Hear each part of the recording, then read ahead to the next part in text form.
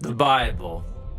It's one of the most influential books in human history. It explores the big questions of why we exist. It's inspired many people to do amazing things. And confused many others. And you've probably got one sitting around somewhere. So, what is the Bible actually? Well, the Bible is a small library of books that all emerged out of the history of the people of ancient Israel. And in one sense, they were just like any other ancient civilization. But among them were a long line of individuals called prophets. And they viewed Israel's story as anything but ordinary. They saw it as a central part of what God was doing for all humanity. And these prophets were literary geniuses. Really? Yeah, they expertly crafted the Hebrew language to write epic narratives, very sophisticated poetry. They were masters of metaphor and storytelling, and they leveraged all of this to explore life's most complicated questions about death and life and the human struggle. So, there's a lot of different authors writing this book. Yeah, and these texts were produced over a 1,000-year period, starting with Israel's origins in Egypt, then leading up to their kingdom with their first temple. But eventually they were conquered by the Babylonians, who took them away into exile. Then, at a crucial moment in their history, many Israelites returned to their land. They built a second temple, they reformed their identity, and this is when the Jewish scriptures began to be formed into the shape that we have them today. Okay, the Jewish Bible. What's in it? Well, in Hebrew, it's called by an acronym, Tanakh. The T stands for Torah, sometimes called the Law. That's Israel's 5-book foundation story.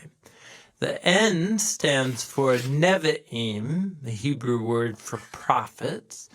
And this section consists of the historical books that tell Israel's story from the prophet's point of view.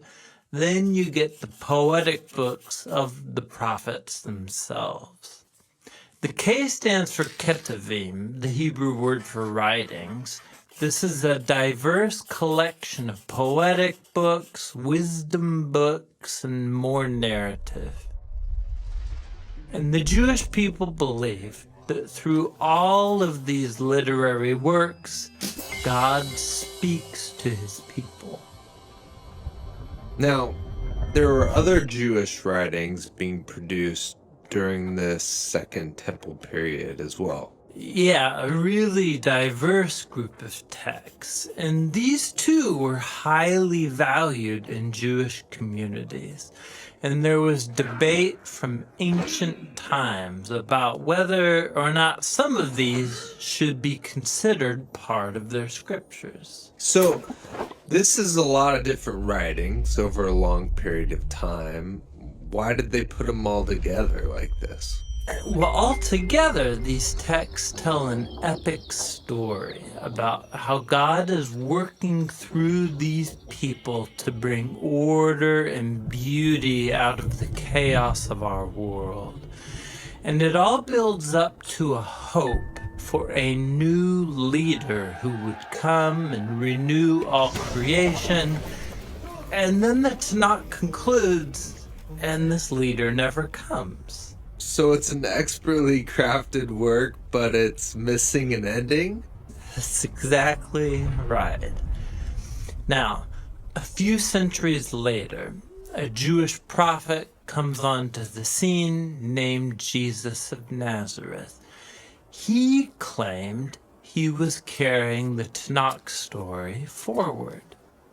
Yeah, so Jesus did a bunch of cool stuff, was killed, but his followers claimed he was alive from the dead. Yeah, they said that Jesus was that long-awaited leader who would restore the world. And so his earliest followers, called apostles, they composed new literary works about the story of Jesus. They called these good news, or the gospel. They formed an account called Acts about the spread of the Jesus movement outside of Israel. And then they circulated letters to different Jesus communities all around the ancient world. And they saw these writings as part of the scripture. Yeah, the apostles wrote all of this as the fulfillment of that epic story found in the Tanakh. And they were continuing the literary genius of the Jewish tradition. They also believed that God was speaking to his people through these texts alongside the scriptures of Israel. So that's the Old and New Testament. But what did the early Christians think of the other Second Temple literature? Well, different groups had different views about some of these books, but we know they read them and valued these texts because they passed them along with the Jewish scriptures. Okay, so we've got the Tanakh, the Jewish scriptures. We got these other Second Temple period works. Then the writing of the apostles about Jesus. And that's a lot of literature. So what's in my Bible? So the Christian movement has taken different forms over 2,000 years, and from the beginning, all Christians recognized the Tanakh and the New Testament as scripture. And for centuries, much of the Second Temple literature was read as part of the biblical tradition. The Catholic Church eventually made it official and called some of the books from this collection the Deuterocanonical books. Some Orthodox churches used even more books from this Second Temple literature. And then in the 1500s, during the Reformation, Protestant Christians wanted to go back to the oldest writings of the prophets and apostles, so they accepted only the Old and New Testaments. Okay, I think I got it. But how does a collection of books produced over 1,000 years by all these different authors tell one unified story? Yeah, that's the question we'll address in our next video.